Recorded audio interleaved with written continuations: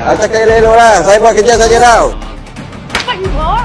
Saya tak marah. You cakap bahasa elok sikit. Ya, dia kata itu salah pun. Kerja lain tak mau cek. Dia kata saya tak ada cek lah kerja lain.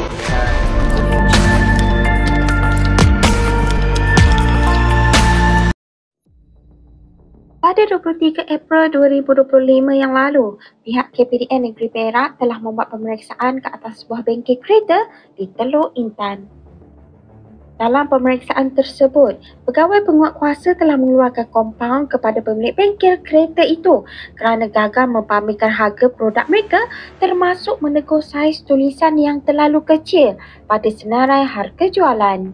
Bagaimanapun, video yang dimuat naik oleh Kementerian Perdagangan Dalam Negeri dan Kos Sara Hidup KPDN Perak itu turut menarik perhatian apabila berlaku kekecohan di antara pemilik kedai dengan pegawai yang menjalankan operasi. Teguran tegas telah dibuat kepada pemilik bengkel yang tidak puas hati dengan tindakan pemeriksaan yang dijalankan oleh pihak KPDN.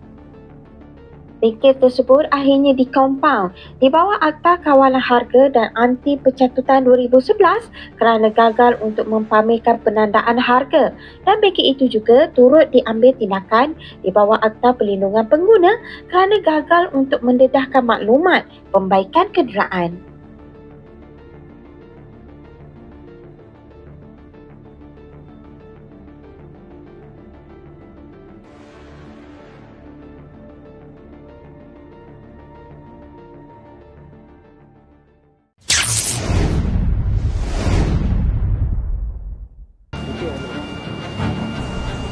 Manager mana? Cek, mana cek tanda penandaan harga?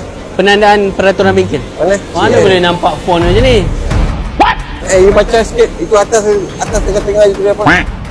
Tak nampak. Senanglah saya. You tak nampak tu okey. Customer lagi tak nampak. You pun tadi teka salah mah. Dia kena pamer. Tengok dia bayar saya. Kita pamer yang jelas. Jelas maksudnya kita boleh baca. Kedai lain barang lain kena semua pun harus salah juga. Cakap elok lah. Saya buat kerja saja tau. Saya tak marah. You cakap bahasa elok sikit. Ya, dia kata itu salah pun. Kerja lain tak mau cek. Dia kata saya tak ada cek lah kerja lain. You cakap elok lah. Kita tak buat kerja lain. Itu saya cakap, saya ada rakam. Mau buka balik lah? Mau buka balik? Jangan pusing-pusing.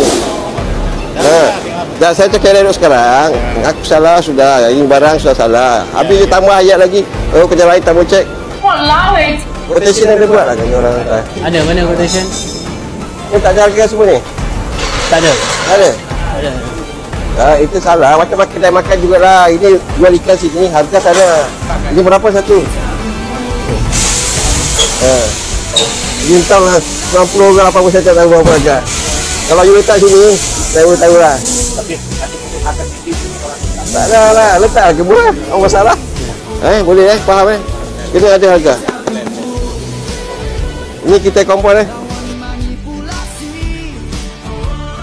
Okey, bengkel tersebut telah pun dikompaun di bawah Akta Kawalan Harga dan Anti Pencatutan 2011 kerana gagal untuk mempamerkan penandaan harga, dan bengkel tersebut juga telah diambil tindakan di bawah Akta Perlindungan Pengguna kerana gagal untuk mendedahkan maklumat pembaikan kenderaan ataupun dipanggil maklumat bengkel. Dan jangan lupa follow kami untuk video seterusnya. Assalamualaikum.